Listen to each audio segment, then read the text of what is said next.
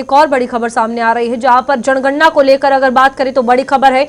और जनगणना 2027 के काम में लापरवाही जो है महंगी पड़ेगी। सरकारी कर्मचारियों को केंद्र सरकार ने चेतावनी दे दी है। लापरवाही या चूक पर यह क्रिमिनल केस जो है वो किया जा सकता है। नियमों के तहत नौकरी से हाथ धोना पड़ सकता है। केंद्र सरकार ने अपने सरकारी कर्मचारियों को चेतावनी देते हुए एक सख्त निर्देश जारी किया है। केंद्र सरकार के मुताबिक जनगणना 2027 के काम के दौरान जनगणना के काम में किसी भी तरह की मनाही, लापरवाही या चूक पर क्रिमिनल केस हो सकता है, जिसमें 3 साल तक की जेल भी हो सकती है।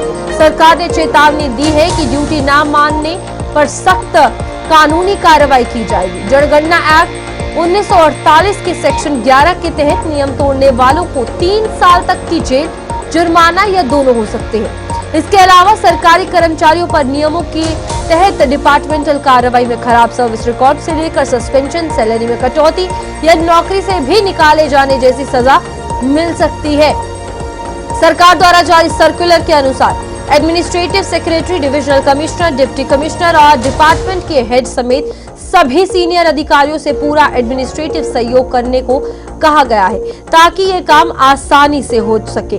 और इस बीच ये सख्त चेतावनी जो है वो जारी कर दी गई है। हमारे साथ विनोद जी बने हुए हैं।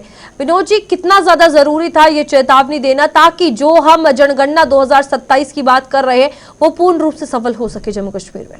लेकिन जैसे आपको खुद बताया कि 1948 की सेक्शन 11 ये कहती है कि जनगणना में कोताही बरतने वालों को 3 साल की सजा, कर्मचारी खासतौर पर, और जुर्माना भी हो सकता है। और इसका बाकायदा कल 5 जून को एक ऑर्डर जनरल एडमिनिस्ट्रेशन डिपार्टमेंट ने निकाला है। आप संजीद की देखिए कि इम्पोर्टेंट है। प्रधानमंत्री नरेंद्र मोदी और सरकार ये कह रही है कि 2047 को हम विकसित भारत बना देंगे। विकसित भारत की यह बेस है, जनगणना विकसित भारत का बेस रहता है।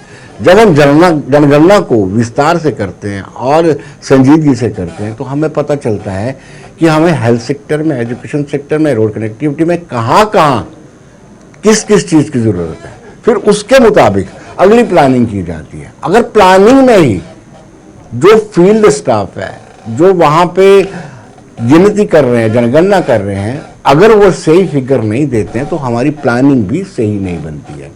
शायद इसी कारण जो 1948 के सेक्शन 11 का हवाला देकर के सख्ती की जा रही है, मुझे लगता है कि बड़ा लाजमी है। मैं पहले भी मैं कह चुका हूँ और अब भी कह रहा हूँ कि जनता को भी ताबून करना होगा। जब आपके आवास में कोई आता है तो आपने एग्जैक्ट डिटेल उनको देनी है, ताकि उस डिटेल के माध्यम से आने वाले जो प्लानिंग है वो बन सके। यहाँ पर ट्रांसपेरेंसी की बात आती है और एक ट्रस्ट की अगर बात करें कि जो हमारा डेटा लेने आ रहा है वो सही में वहाँ से कर्मचारी, अधिकारी है जिसे जनगणना के लिए रखा गया है, ये जनता बहुत ज़्यादा सोच रही है इस वक्त अगर बात करें। क्योंकि ऑनलाइन पोर्टल भी जो है वो कुछ समय के लिए खोला गया था, तब भी लोग डर के मारे या इतना कॉन्फिडेंटली जो है वो अपनी इंफॉर्मेशन नहीं भर पा रहे थे। इन तमाम चुनौतियों से और साथ ही साथ सीमावर्ती इलाके और भौगोलिक परिस्थितियों से कैसे जूझते हुए नजर आएंगे? देखिए, एक सवाल आपका रूपाली बहुत जेन्युइन है कि आखिर जो आपकी जनगणना करने आपके घर पे आ रहा है, क्या वो वाकई ही जनगणना डिपार्टमेंट द्वारा तैनात किया गया या नहीं। एक तो उनको कार्ड दिया जा रहा है, लेकिन कार्ड के साथ साथ ये नहीं हो सकता, कार्ड तो आप कोई भी बना सकते हैं, आप उसका डुप्लीकेट कार्ड भी बना सकते हैं। ये बड़ा इंपॉर्टेंट सवाल पूछा। लेकिन साथ में यह है कि उनके साथ लोकल लोगों को भी, BLO को भी इन्वॉल्व किया जा रहा है। वो जब साथ में होगा तो लोगों को विश्वास हो जाएगा कि हमारे VLO के साथ जो व्यक्ति आया हुआ है वो जेन्युइन व्यक्ति है और वो जनगणना करने के लिए लिखा है। ये संशय अभी भी बना हुआ है, लेकिन लोगों को इस संशय से दूर करना होगा और अपनी डिटेल, ये डेटा जो है ये वेबसाइट पे चढ़ जाता है, ये तो नहीं आप छुपा सकते हैं, इसको कोई भी देख सकता है। इसलिए आपको जेन्युइननेस उसकी देखनी है तो उसका कार्ड, उसके साथ जो लोकल व्यक्ति होगा वो आपको बता देगा।